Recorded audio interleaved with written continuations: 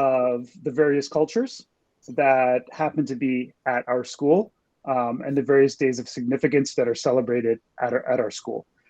So, that's probably going to show up in fun ways such as curating the playlist musically that'll be played, throughout the entire event, and a few other ways. So that's kind of a fun initiative. It's actually led to a lot of parent engagement and involvement once we decided that we're going to go in that particular direction.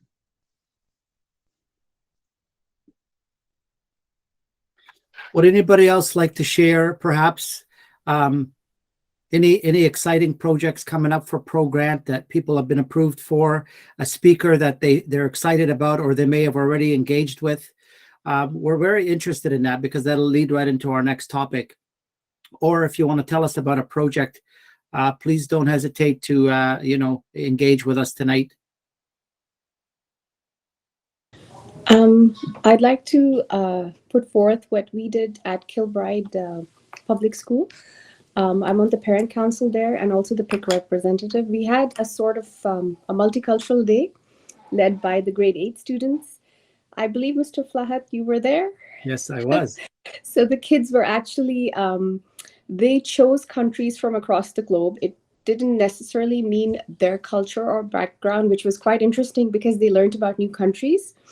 So they had their stalls and their information set up, and they included a very fun element of quizzes and food. And this engaged a lot of the parents as well. So I thought that was a very nice and engaging way to go about it. And the entire school was invited in blocks of time periods so that all the classes and the younger students could benefit from this as well.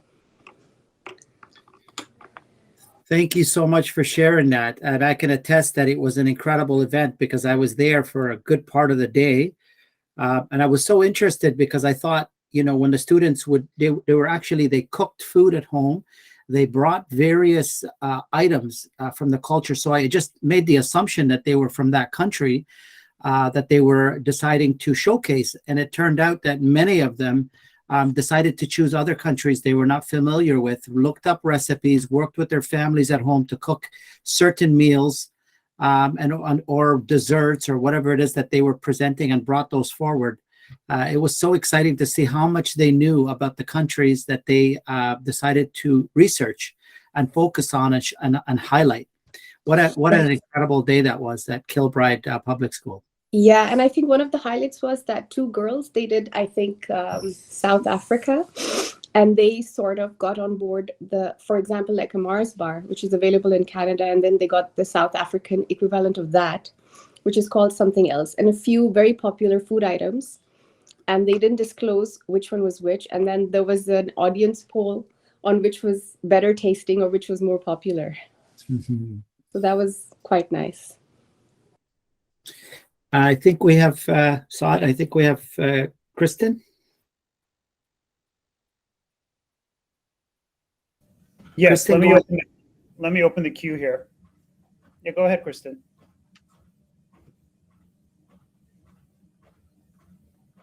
You may still be on mute.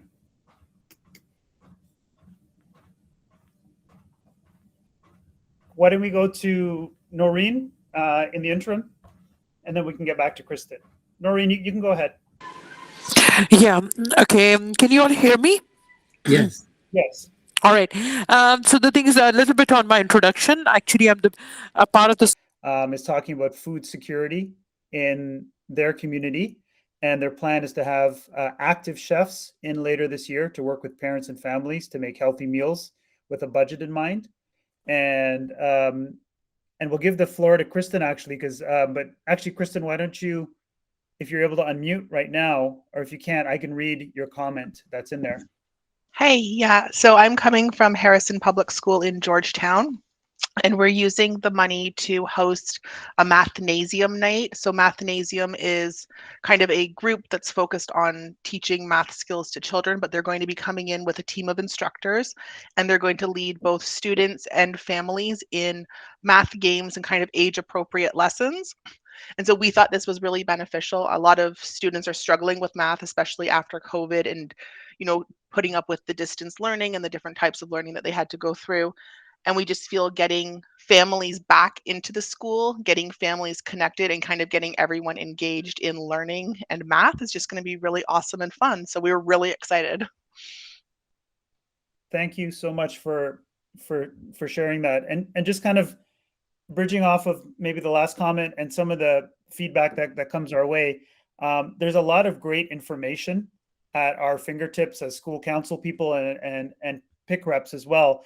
And I think maybe one of the challenges is simply information sharing.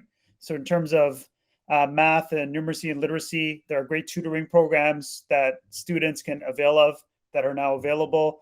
And like Superintendent Flahat said, I just want to underscore the point that, there are different things that can happen in different months. And many times it's the collaboration between the principal and the school council, having a very cohesive collaboration that can actually make things happen. And absolutely. And it is Black History Month, which is an incredibly important month that we celebrate. If people do want to share and put things into the chat, but just having been going back into our Google Drive, I've been trying to update some of the older files. And I know that there is an existing spreadsheet from previous years about different speakers and workshop events that schools have done for pro-grant evenings. So if there's obviously some new programs and new speakers. We'll keep a live document open. I'll hopefully get that started very soon, but it'll be in our Google Drive that all of you as PIC reps should be able to have access to. So you'll have contact information, or if you have booked a speaker workshop and you want to post their contact information, that will be great to share as well. Somebody's got a hand up.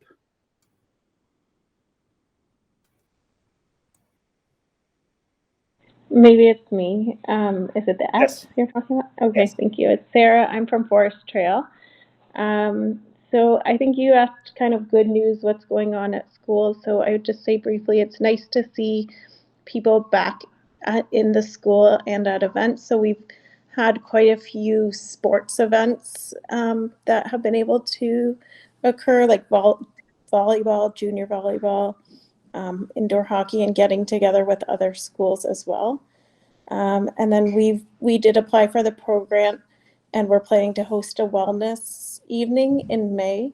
So we're going to have a speaker and combined yoga instructor that evening. And I think that's it. And I had put in the chat last year, we hosted Dr. Karen Gordon, and that worked really well.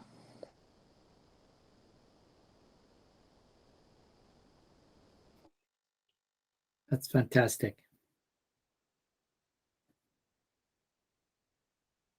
So does anyone, just for our own information, if you had a speaker this year or last year that you thought was phenomenal for your pro-grant, if you could put it in the chat for us, because we're in the middle of planning, as you will see when Saad and Sherry start talking about the PIC conference, and we're always looking for great people and great speakers that people have experienced and thought they were really impactful in their school community. So if you recall a great speaker, or you're currently booking someone that you've seen before who is incredibly engaging and has information that parents would find really, really helpful, please share that with us. And you could always, of course, send that at another time as well to Saad, Sherry, or myself. And we're happy to hear that. Saad, I think Jennifer's got her hand up. Yeah, we've got a hand up from Jennifer. Jennifer, yeah, I was go ahead. just gonna say we have a speaker booked for next month. We've had him in the school before. His name's Paul Davis. I'm sure you're familiar. He does a lot of internet safety, like he talks to the kids about the apps that they use, how quickly they can be found online, stranger danger through the internet, all that stuff. So he's doing a presentation in the evening for parents, so that parents can be a little more aware of the things we don't know about when it comes to those new apps and all that stuff that we need to know. So we're really looking forward to that and bringing him in. Wow, that sounds kind of exciting. Can you put his name in the chat, Jennifer? Would you mind? Yeah, no problem. Thank you. We've had him before. He's seems to be making the rounds, and he's very knowledgeable on what he talks about. Excellent.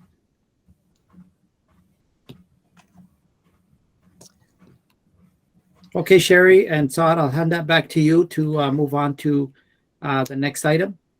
Before we can, do you mind if I just slip in the information about the Go ahead, Sherry. conduct here? Okay. I know that many of you may have already gotten an email from the board that there is a survey being asked that parents fill out for the professional, I guess, what are they calling it? Code of conduct. And I did get an email from one of the organizers, that is Dr. Rosanna, I'm not sure how you pronounce your last name, Bisceglia. Basilia, yeah. Basilia. Okay, sorry, I didn't, soft C's, I don't know. Rosanna had contacted me because as a parent, I had filled out a copy of the survey, but what they are asking in an email that went out to chairs and co-chairs, and I know a lot of you are PIC reps, but some of you may be a council chair or co-chair as well. And what they're also looking for is feedback for the survey from your council as a whole. So if you are having a council meeting, or you are able to sort of get your executive together so you can discuss that survey and see how, what the, sort of the parent voice community is as a whole from the school, and be able to give some feedback on that professionalism policy survey. The organizers and the trustees would like that input as well. So the survey does need to be completed by the 12th of March. So I don't know, I mean, usually this is the week of, for some councils, if it's the first Monday of the month or the first Tuesday, if you've got a council meeting coming up, or you can contact your council before March 12th, just to discuss as a group what you think about the professionalism policy, and fill that out. That would be appreciated.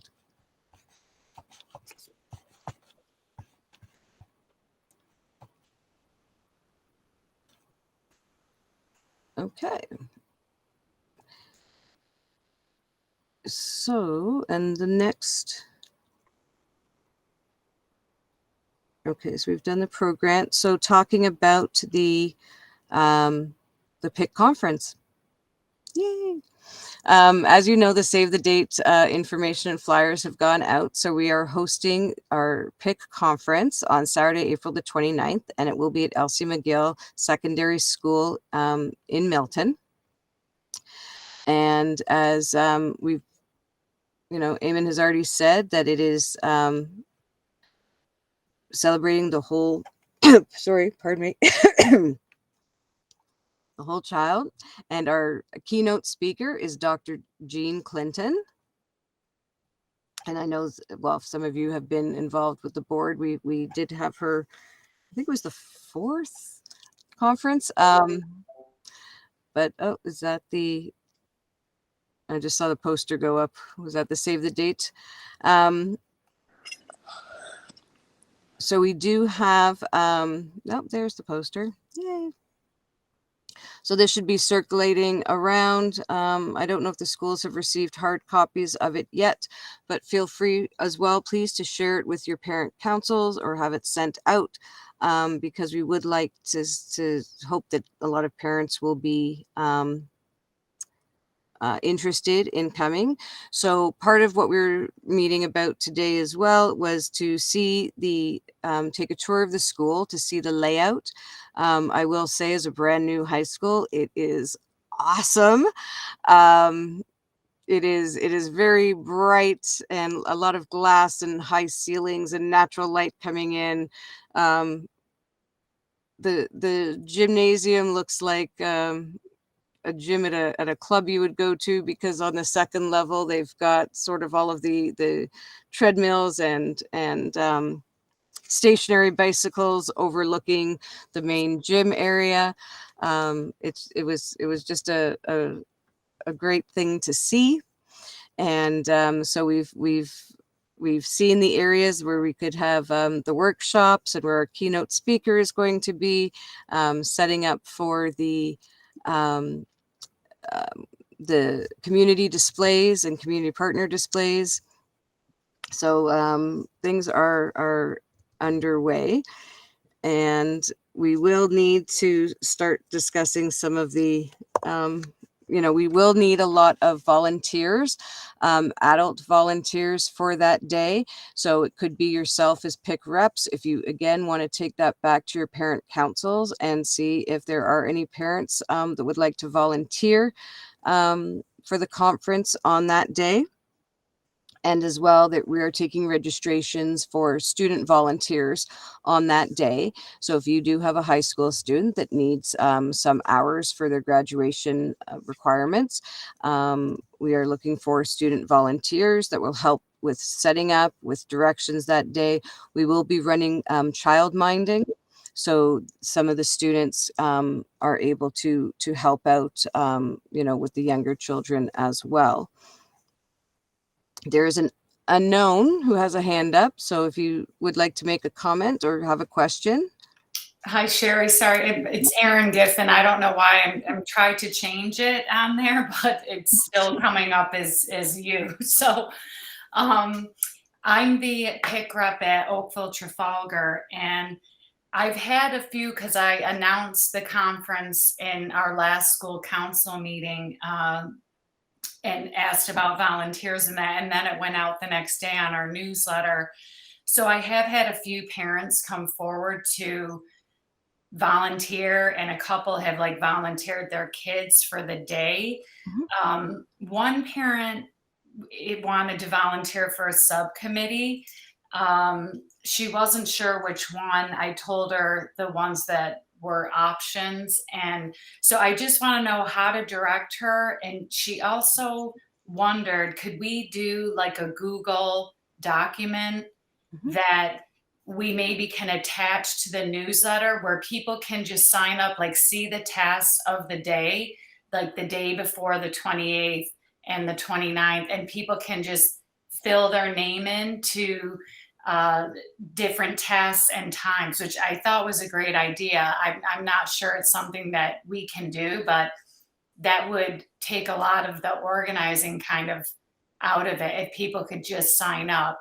She also isn't available on the actual day. She is available the 28th and wondered, can she be on a subcommittee if she can't be there on the 29th?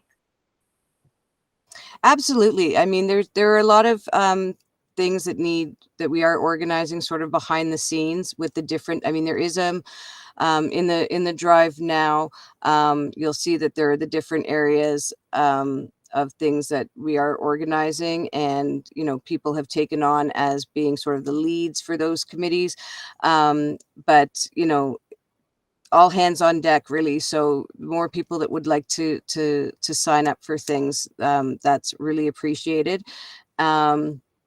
So there are some documents in the Google Drive right now. And Sherry, if I may, I think I didn't know if I saw that document yet, but I think it was a wonderful idea that was just shared in terms of here's all the duties that need to happen.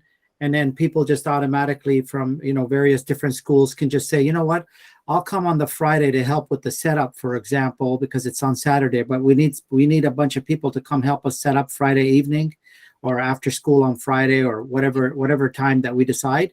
And then people can come down there, whether it's setting up the vendor tables and displays or putting up signage, those kinds of tasks. And then people can come and sign up for that. I love that idea. And I think that there's something that's in the works to make that happen, but I haven't seen it yet. So thank you. I'm sorry I didn't get your name. It's Erin. Yeah, Erin.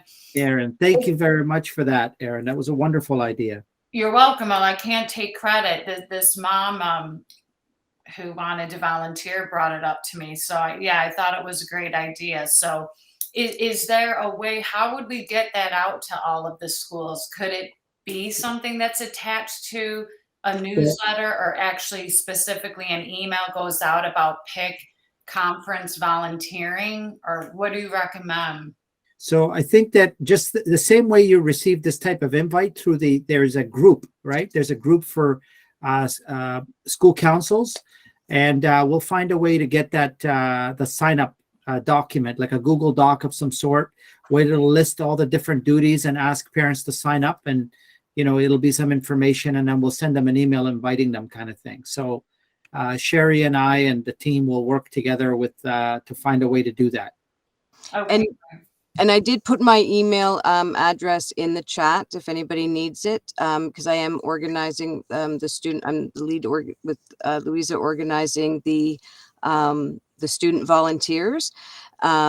So yes, if there's adults that want to volunteer as well, or you've got names of students, if you want to email me the information, because I can, when we get that document going, that will have everybody who's interested in the different areas of what they would want to. So we should just email you. I can email you the names and their email address. Yeah, that would be great, Erin. Okay, if she wants to do the subcommittee, is there anyone specifically she should email? Say if it's child minding, I know there's a lead for that. Or should she email you, Sherry, on that? You know what? If she puts it in the one email, we can, when we get the document set up, to be circulated, we can make sure that we have all the proper like who the leads are for those committees, depending on which one that she would like to do. Okay, great. Thank you. Now, I don't know if any of our other leads here want to talk about their subcommittees and what's happening. I can. Okay, Jen, that would be Even great. though we just figured it out today a little bit, so there's still a lot more to go, but I am leading the community tables. So basically, if you are part of or know of an organization that serves Halton school children, please reach out to me and let me know. We're trying to get out the information that we're accepting those community tables to our event. We've got about 50 spaces, and Sherry and I were brainstorming on how to add more if we get more interest. So I will also pop my email in the chat. So please reach out if you have any ideas or you want to get involved. Thanks.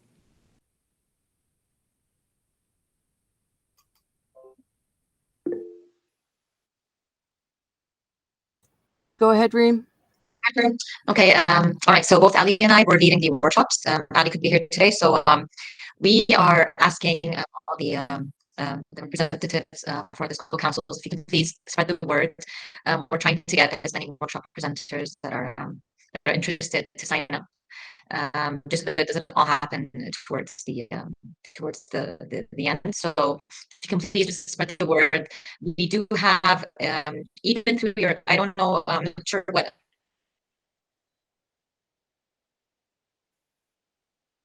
school councils, how you communicate with each other. If you have a social media group or any sort of your own private form of communication, if you can just please inform other parents and other adults that if anyone's interested to go ahead and present a workshop, that would be amazing. And we're also looking for parent volunteers who are tech savvy, who can be present on the day of the conference, and who can just provide help with connecting all that, like laptops to the projectors, and just being available on that day. That would also be awesome. So I will also include my email in the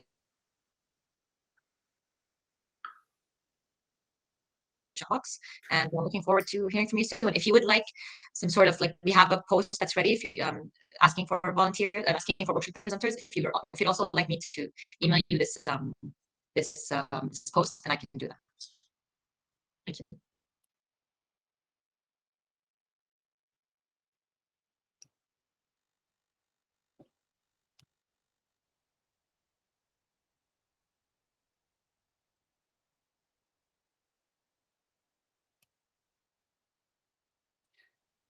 Anyone else on the call from our committee that wants to talk about their particular subcommittee?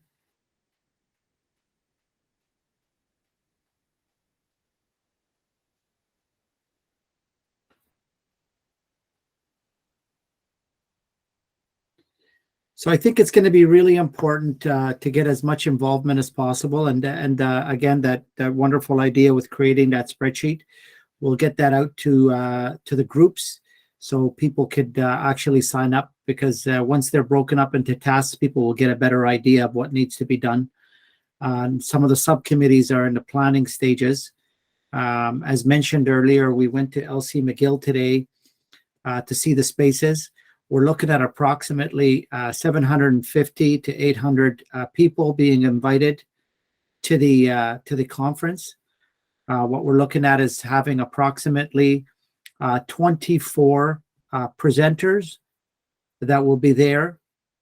So 24 workshops be set up. Now, obviously, parents can't attend all those. They'll have lots of choice. But what the structure of the day would look like is, coming in, keynote speaker, and then going to a workshop after that, and then lunch. And then afterwards, they would choose 2 workshops that they want to attend, and they would go to those 2 workshops. And so there's the lunch will be provided. We're trying to organize as a committee, organizing that. There's a committee organizing speakers, of course. That's what Reem was mentioning earlier. And again, there could be people that amazing people at your schools. It could be parents that are, extraordinary in terms of their work, and they may want to present. They can just, let us know. Can let Sherry know, and she'll pass on that information to the subcommittees, and they'll reach out to that individual and see what, how it aligns with our day, because we want it to be with the theme of the day, which is nurturing the whole child, mind, body, and spirit. And so that everything in that day should align somehow with that. Or you can reach out to Reem. There's Reem's email. So thank you very much, or Raza. Sorry, there's Raza as well.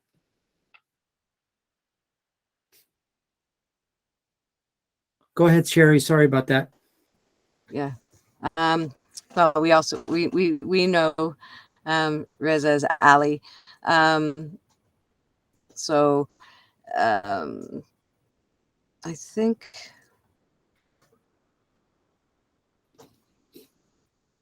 okay. Did anybody have any other questions or comments or concerns about the conference, or how to bring it back to the schools? Because I know I there was a question. I was just trying to find it in the chat because it kind of flipped by. But about the poster is available online. There was a save the date email that Joanne Basta had sent out.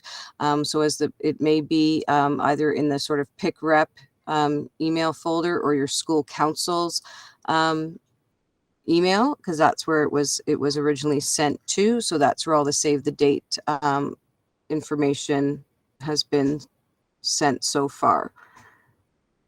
So I hope, Jackie, you're able to find the copy of it.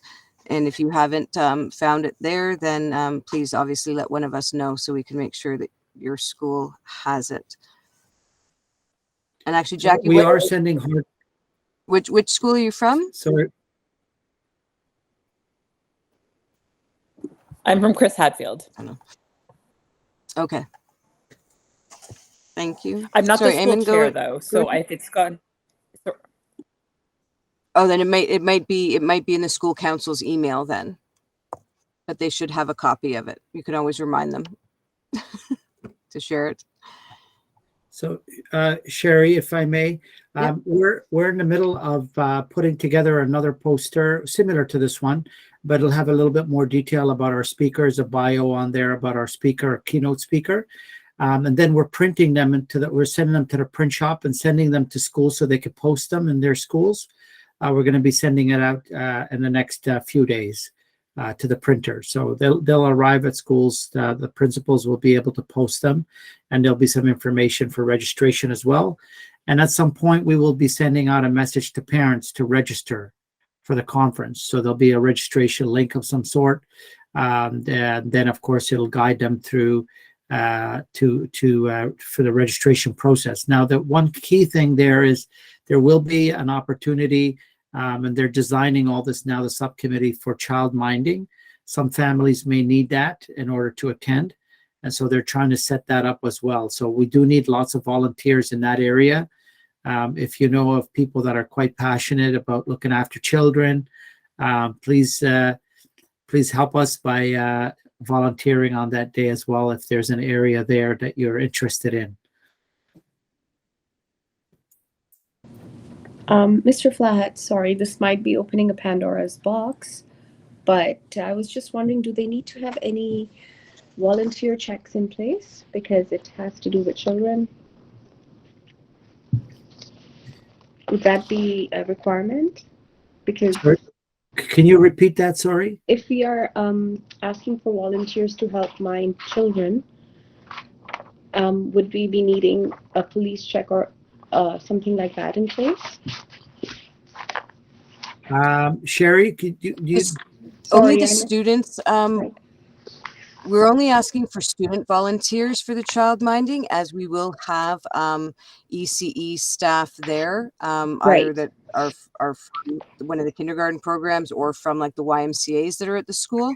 Right. So the students that are volunteering wouldn't normally have, police checks at this age. It's just, getting some of the Right. No, teenagers to that makes hang out sense. with It's some of the just young. that I know if I bring it up at our student council meeting, that question will come up. So I just thought it's better if I have clarification from you. So that's a we great point. we have the hired staff as adults for that. So because so normally we don't have adult volunteers for the child minding.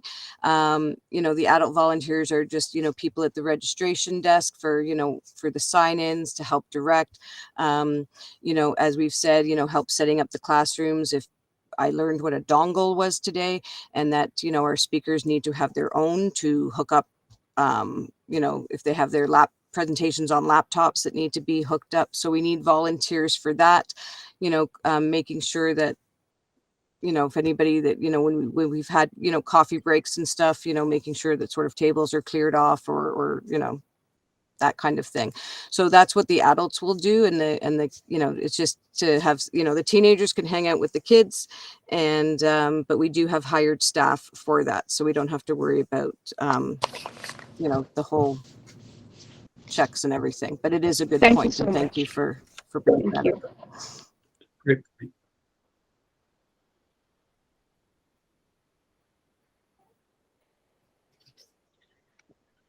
Sorry, I was just reading in the chat. So yes, Aaron, we're gonna have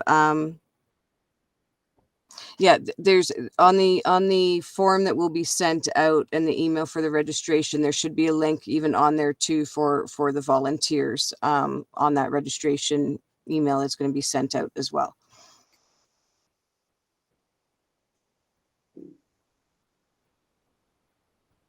I'm just checking, did anybody else have any questions or? Okay. Eamon, was I missing anything about conference that we haven't mentioned yet? I think we've covered all of it. I think those are most of the points, Sherry. Thank you. If it does, I know we did discuss it briefly too, and depending as well, just so people know, we are, it is on the table too, to look at things like getting transportation to the school, because we do know that there are, some people that may, have difficulty driving, or maybe we're Ali and Zena and I were sort of in the parking lot counting parking spaces today to see if there's going to be enough spaces for all our attendees. So it has been in discussion too about maybe having some shuttle buses from certain areas, or from parking lots, or if people do need to come up to Milton from Burlington or Oakville, or down from Halton Hills, if transportation may be an issue, that we would sort of discuss that and try to make it as accessible as we can for parents from all across Halton will be able to attend this as well.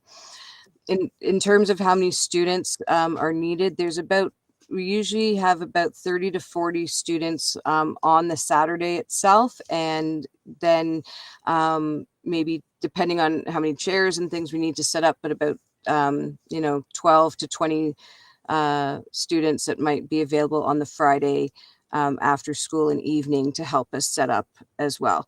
And in the past, we have had students that have done both days and times, and some that might, be available just to hang out after school for a couple hours, and then some that, can only come on Saturday for the day.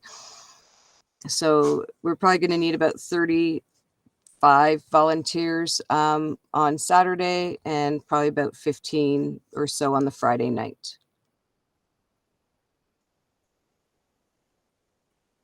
I think that answers those. So, Eamon, I know you have a presentation on environmental leadership? Thank you very much, Sherry. So everyone, we just wanted to share a little bit about some great stuff happening in our board. And the hope is that we as school councils and, parenting community engagement as well, we're focusing on, we have 5 priorities in our system. And I know that many of you have seen this before in terms of our priorities. And equity and inclusion, mental health and well-being, learning and achievement, environmental leadership, and Indigenous perspectives and awareness. And so the environmental leadership piece it's one of the portfolios that I have as a superintendent, and I share that portfolio with another superintendent who looks after the facilities. And that superintendent who looks after the facilities is Ian Gaudette, and he focuses and supports things like such as the playgrounds that you're seeing in our schools that are being some of the outdoor classrooms that are being set up in schools, trying to get kids outdoors, trying to get students engaged and teachers engaged to think about the environment, thinking about our climate change. And one of the things that in our multi-year plan, part of environmental leadership is really, it's about deepening opportunities to learn about connections between ecosystems, social justice, and climate. And the other goal we have is to elevate local environmental initiatives and practices, design and manage learning environments that demonstrate a commitment to sustainable development. As you know, things are changing all around us, and we want our children to be champions. And of course, there's also, students that have such a deep passion to get into these industries. There's a massive amount of opportunity for careers, for students to study, whether it's environmental science or study in engineering that focuses on clean energies. There are so many opportunities for our children when they find those passions in these areas. But our goal is to make sure that we expose them to some of the things that are available to them. At the same time, try to get them to get into that space of caring and caring about our environment, caring about what goes on in our world. And so the students, they had there was a student voice is very important to us as a system. And this is the student declaration. They had a climate emergency declaration that was made last year. So we, the students of the Halton District School Board, declare a climate emergency on behalf of the students, staff, and the wider HDSB community. We acknowledge that the students of the HDSB have a significant impact on mitigation and adaptation efforts for climate action. So there's a student senate. Schools have representative students. Every school has student senator. And these students, they get together and they learn together about various things. They meet with the student trustees monthly, and they have various topics that they learn about. And the student senate of the TIA has expressed their grave concern about the climate crisis and their interest in supporting a climate emergency declaration to safeguard our environment and our way of life while inspiring action to mitigate these threats. The student senate, on behalf of everyone in the HDSB, puts forward the following motion. And of course, this is student-led, and we're very excited to have student voice leading this work. So this is part of our commitment.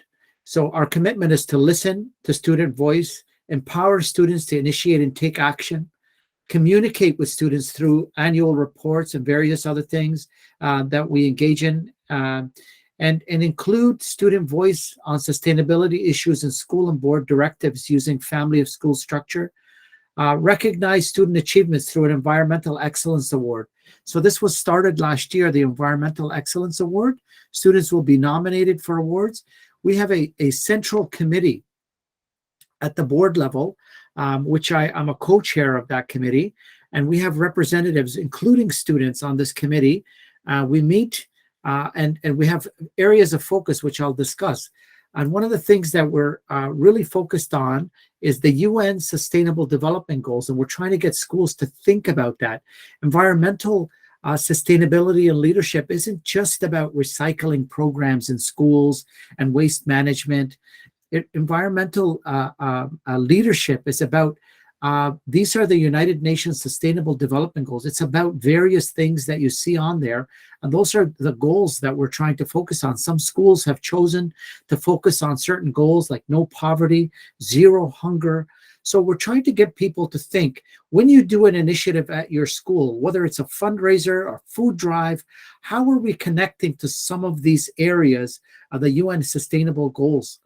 And what more can students learn about what's happening on the planet and how they can give back and support? And so this is one of the things that we're focused on, and we're partnering with various organizations. We partnered with Eco Schools. We're looking at other organizations to partner with that will come and do environmental education. We have numerous partners in the region, like the Halton Environmental Network, that there was on February 17th, there was an incredible conference that was called Generation Green, a conference that was led and designed by students.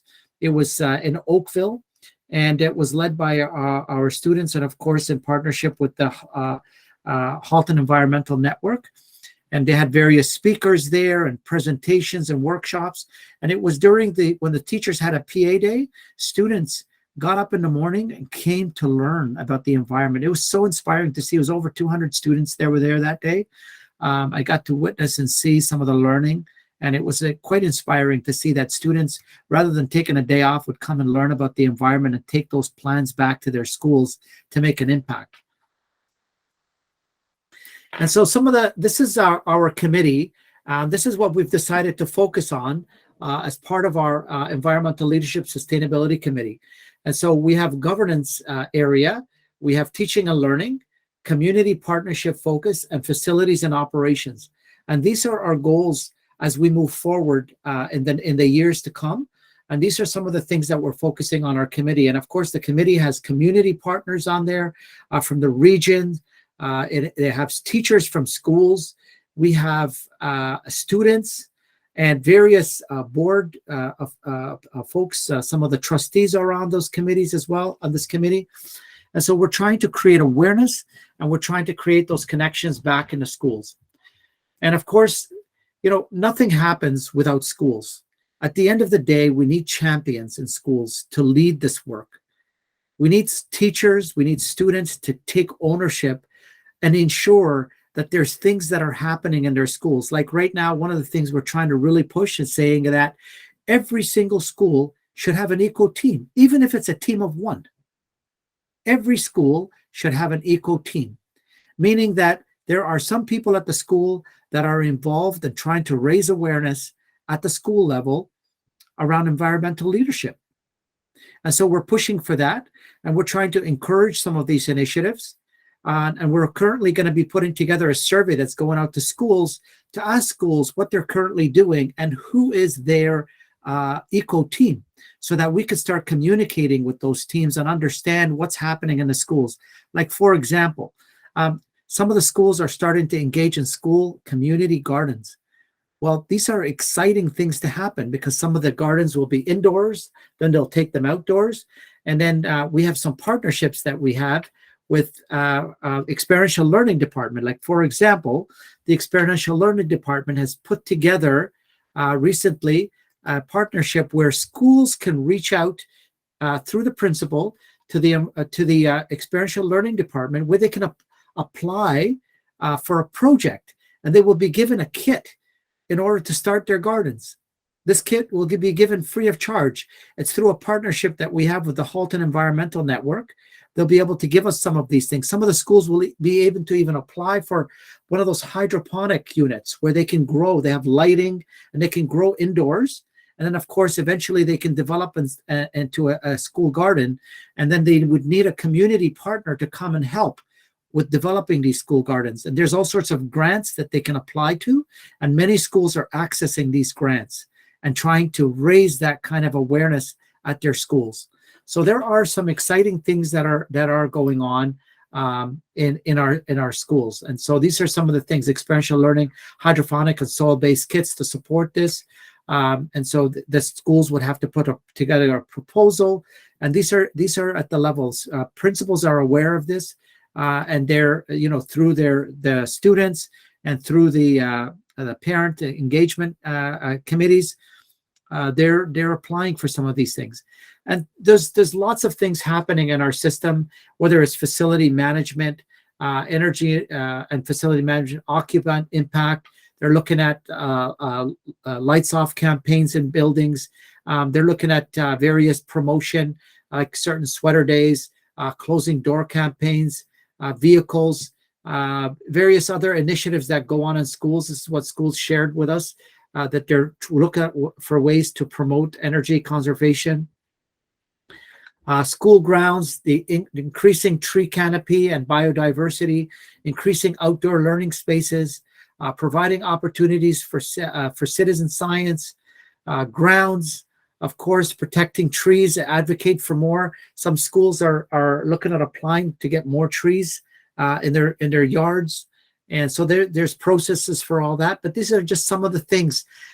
Just this last, in the last 2 years, there's over 400 trees that have been planted in our schoolyards across our schools. And these are kind of exciting things that are going on, and students are very involved in this work. And of course, things like waste management, the board is supporting that. Our facilities teams are very aware, and they're part of this process as well. And we're looking at ways to divert some of the wastes and various other things that are happening. For example, trying to look for alternatives instead of plastic spoons and forks and plastic straws. And students are coming up with these ideas. And we urge schools, for example, when they're having a school dance, not to invest in some of these. I know they look nice, those little lights and the various other trinkets that are being purchased, but they create an enormous amount of waste, and they go right to the trash, some of those things, because of the liquids and various other things. So students are starting to create those kinds of awareness campaigns at their own schools, because they're starting to see the impact of some of these things. And yes, it's challenging to get everybody to do it, but it does take one person, one parent at every school to be the champion, to start making a difference and making an impact. So we are grateful for all those people that are involved in this kind of work. And this is the kind of thing that I mentioned. So there are schools that are starting to look at using various other initiatives or various other items rather than having these things, to rethink the trinket was the campaign that some schools started doing. Very exciting to see some of that work that's going on. And of course, travel to school, facilities and planning, mental health and well-being, greener sites, focus on play, not parking. Schools are a community hub, of course. And then promoting walking. There was campaigns last year by students and the school board to promote walking to school, biking to school.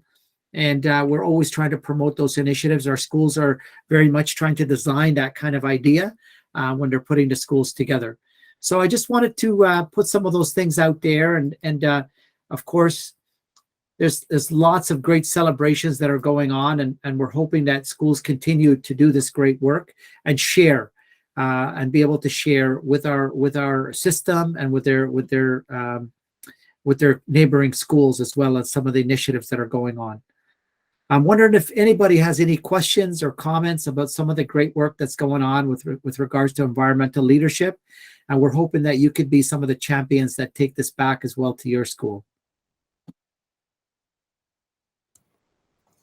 I have a question. I know that the board, and I can't remember the name of the program, but with in regards to like the waste reduction, I mean, I know my daughter's elementary school for years, they've done sort of that rebound program that whatever you bring to school, you take home, which was kind of gross with a half-eaten yogurt, but I remember them talking about that they used to weigh the garbage bins that, you know, like when waste management would come to pick up the big bins outside, that they were sort of like, you know, weighed, and then schools were given sort of recognition or awards if they were able to reduce the amount of waste that was being produced.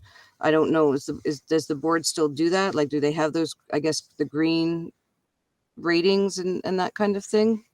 Well, I'm not aware that they're you know, giving awards or weighing at this point. I think individual schools are you know, using certain campaigns, but I'm not too sure about the weighing of the waste. That's something we could certainly look into, Sherry, but I'm not aware of that piece there, and I certainly could ask that question for you and get back to you on that. But I'm not aware of that part. But I know that individual schools do have campaigns like that, and it's more focused on the idea of you know, creating that environment where we're thinking about it. Because if we are using, for example, in lunch containers, we're using certain things that are brought home, there will be less plastic bags that are used. If we're you know, looking at different ways to, you know, perhaps to use recyclable type of utensils, like the kids might bring them to school and bring them back home rather than throwing them out. So there's various initiatives that are going on, and we're just trying to get a hold of that information from schools by sending out a survey. We will be sending out a survey to schools, though, around environmental leadership, and it will go likely to the principals, so that the principals will be able to respond to some of the things that are going on in their schools. And then we'll get a sense. We're going to create a chart to say, here's all the initiatives happening at these schools, and then they could find out from each other what great things are happening, what partnerships do they have around environmental leadership in the various schools. And then other schools will be able to see that, because we're going to post it eventually on the environmental leadership website. Any other questions or comments with regards to the environmental leadership in our system?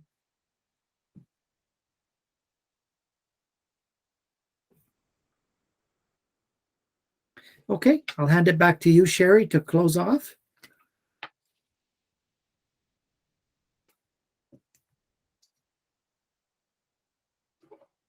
Oops, sorry. Yeah, it was, so I guess then I want to thank everybody for coming. We've got some action items, so obviously take a look that you know, keep an eye on the Google Drive for the PIC reps, because we'll be creating you know, sign up forms, the documents. I know that Reem has posted a link to one of the documents even here, if anybody has people that would be interested as being a presenter for the conference. So where you find the links to that form, that's where you know, the other documents will be. And then just please make sure that you are discussing this at your next parent council meetings. And if you don't see them before, then hopefully you'll be able to just send out some email information as well. So I think that is all. Did Saud have to leave? I think so. Yeah, Saud had to leave. Yeah. Well, then I appreciate everybody coming. Thank you very much. And thank you, Eamon. And it was great to see you in person today. Look, people, yay. And I look forward to seeing everybody soon. If not before well, hopefully before the conference. So some of us will be getting together to sort things out. And oh, Carol, yes. Hi, sorry. I just wanted to follow up on earlier you had said about the school councils having to fill out that survey by March 12th. And I'm just wondering, are you certain that that's the date that the school councils also have to fill out the survey, or was that just the date for individual parents to fill it out? Like, do you know when you got your email if that's specifically asked for school councils to have that done by the 12th? When I received the second email and it wasn't clear that that's who it was intended for when it was addressed to the chairs and co-chairs, it did have the same date as the 12th on it.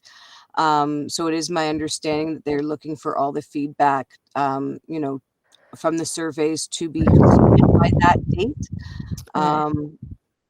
It's a quick turnaround, right? Especially since not all the councils are meeting. Like, I know Garth Webb isn't meeting until the 27th of March. Right.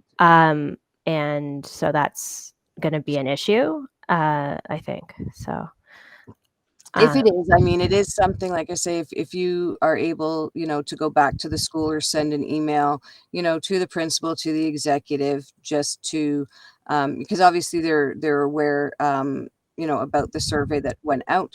So, I mean, even if it's something that, some people are discussing, over email or something, or maybe, it could be something that they might set up just as like as a Google Meet or something. I know some schools are back to meeting in person, some aren't.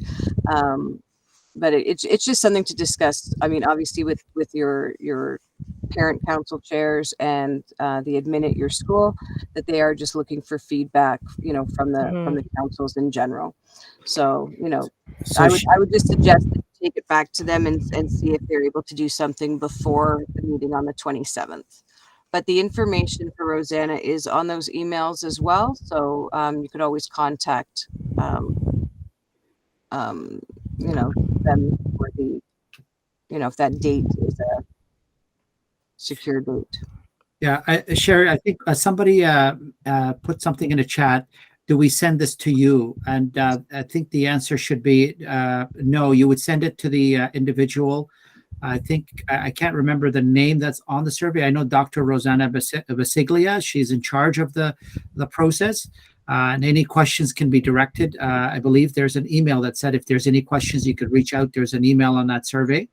I think they're trying to collect the information because people wanted it to move forward quickly, and so they're trying to move forward with the information. And I know that some of the school councils, they were asking questions about that. And thank you, Sherry, for suggesting that, some people are just, it's not a school council meeting per se. It's just, school council getting together and saying, okay, you know what do we want to give back? Let's do, and they're giving one feedback on behalf of school council.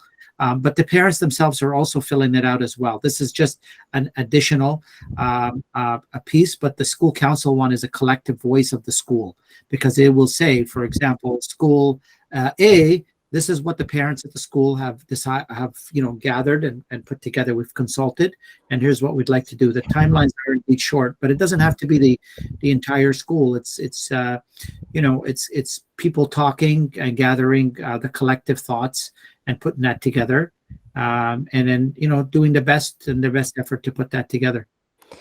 Yeah, it's an interesting dilemma, certainly, because I don't know if you recall, Superintendent Flahat, that I copied you on an email because at Garth Webb at the last January meeting, it was brought up that maybe we wanted to get parent voice on this and that we could reach out to the community, and there was, I would say, not a consensus during the meeting, and the chair of that meeting didn't seem to know how to handle the situation at the time. And then following that, there was a member of the voting member of the Garth Webb Council, which I'm not. I'm here as a representative from the Captain R. Wilson Council. I just happen to have a child at Garth Webb, and I attend those meetings out of just being interested and being an engaged parent. But I'm not a voting member of the Garth Webb Council. But a motion then went forward to ask council to vote on putting out a survey to parents so that we could ask our particular community, the Garth Webb community of parents, if they wanted to have their voice heard about the professionalism policy, because we knew that the date for that was coming up before our next meeting, which is, as I said, booked for March 27th. And Superintendent Flahat, you might remember I copied you on the result of that motion, and it failed. It's failed by a slight margin, where there were parents that voted no, that they did not want to reach out to the community, and that also they felt that it was not possible to come up with a consensus because everybody has a different opinion, and that basically it would be, my impression was that the chair felt that it would be a useless action to try to come up with a collated set of data and send that off. Ironically, after that motion failed, almost immediately after that motion failed, the board had their meeting on, I think it was the middle of February, talking about the interim report. And that was when the director said that he intended to reach out to parents for feedback. So we had apparently been ahead of the curve on that decision to try to reach out to our parents in our community, and the chair of that school council shot that down pretty readily in the meeting. So I'm not really sure now what where we're at, because we have put a motion forward to ask parents for their input, and that motion failed by a slight margin. So the motion that went forward was to send out a survey, but the survey was being designed, and I think some of them might have asked those questions. And the survey was being designed by professional researchers. The research department designed a survey. And so what happens is the survey that's been sent out is being sent out directly to parents to give their individual thought, as Sherry mentioned earlier. Correct, yeah. Then there's one from behalf of the school council. So now that survey is designed, and their feedback, for example, the school council chair will look at that survey and ask the parents to say, what are our thoughts? Here are some of the questions. Let's go through some of this together. What are our thoughts? At the end of the day, you're never going to have, like if there's 10 of us on the call right now, it's going to be very challenging for all 10 of us, for example, to come up with the exact same thoughts for every question. Mm-hmm. And so the idea is that I'm doing my own anyway, right? As a parent, I'm doing my own, and my thoughts and reflections are moving forward. But as a school, what are our thoughts as a school community? And the school council chair and the people that parents elected to be their voice will eventually, engage in conversations, and then, move forward with some of the I guess the dominant thoughts in terms of how we want to move forward. I don't know the specifics and the pieces, but I do know that they weren't supposed to design their own survey and send it out. And perhaps that was the confusion, because it wasn't a survey in the sense that it was a designed survey. It was in the sense that there was literally one question, which was that the board had stated that a professionalism policy was coming down. And the question to parents would just be, what would you like to see in this professionalism policy? There was no, because it wasn't, the policy itself had not gone out yet.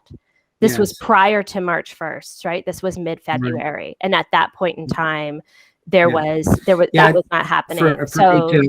Very hard for me to comment on those pieces. I know the superintendent of the school reached out, and I supported with regards to process, and whatever the school council was doing in terms of a process at that time with, whether they want to move forward with a motion or not, that's up to the individual school council. For sure, but as far as moving forward here, I think it's pretty clear in terms of the expectations. Everybody's got their own voice, and they're able to articulate that through that survey. And then, of course, the school council will be able to do that. But what they're asking for as well, with the results of that, when you're talking about bringing it back to council, is letting them know, like if you say, there are some, like we've heard from some parents that, this isn't even on their radar. They couldn't care less about it and didn't want to be involved. Or, it seems that our school is very much divided between, wanting this or not wanting that.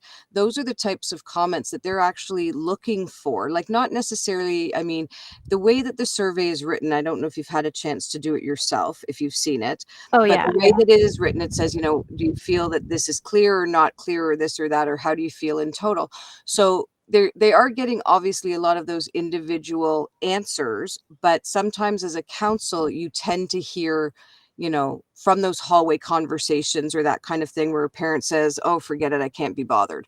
So you kind of have an idea of, you know, how many people, let's say, might have received the email and aren't answering it on their own. But as a council, you can make those kinds of comments, or, you know, put in sort of general feedback that you might have heard from your parents, and not necessarily, you know, saying that you know, that as a council, you have to agree on what are we going to answer, you know, to these exact questions. And, you know, what's the school climate, you know, and how are people feeling about, you know, that in general, because they know that sometimes parents, you know, hear things different as a group than they do, you know, sort of individually. So they are looking for those responses as well. Sherry, Erin, yeah, Erin had her hand up as well. Erin? You know, I think, Sherry, you answered my question for the most part. Yeah, I just think without school, there's no school council meeting now between now and the 12th at our school, like Carol is saying too. So how much information our school council is gonna have as far as the consensus of the school, like it'll just be a matter of how many parents have actually contacted someone in school council to kind of give their feedback about it. But I'm going to reach out and try to meet with the exec team and get whatever kind of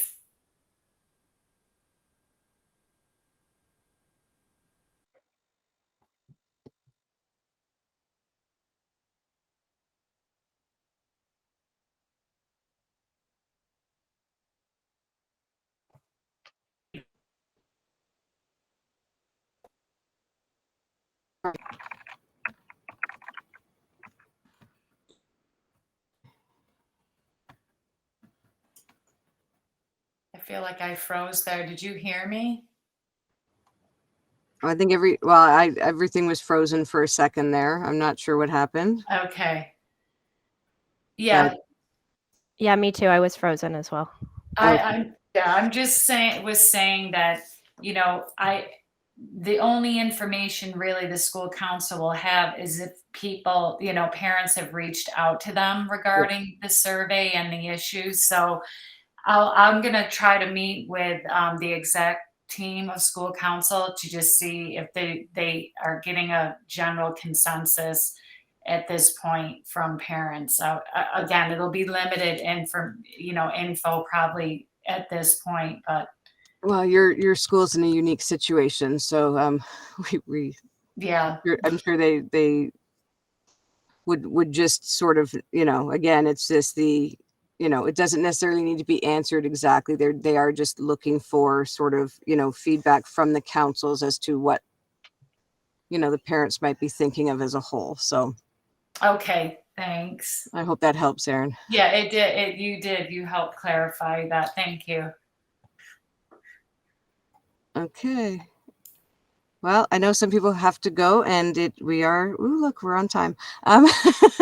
Thank you, everybody, for joining us tonight. This was recorded, so we can always go back and double check anything. Keep an eye on those. I know someone had said they don't have access to the Google Drive. If you can send us emails and let us know that, because that has to be done on the board end of things, because usually it's Joanne Basta that makes sure people's emails are connected to the right places and who has access to what. So if we have emails of who needs email access, that would be great. Thanks, everybody. Good night, everyone. Thank you very much for joining this evening. Oh, Eamon, is there a date for the next meeting, or is there a one in between for? I think this is the last PIC rep meeting. As far as I see on the calendar, we do have the PIC meetings coming up, which were live streamed. Okie doke. Okay. Great. Okay. Bye, everyone. Thank you.